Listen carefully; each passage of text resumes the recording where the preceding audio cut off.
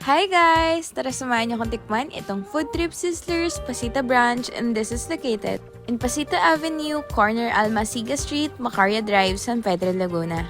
At dahil uhaw na naman si ate mo Marielette, isang buwan na nga tayong hindi nagmi-milk tea, ay tara tikman natin to. For as low as 38 pesos only guys, meron ka ng masarap na milk tea dito, and yung bestseller nila of course is yung Okinawa, so tinry natin yon.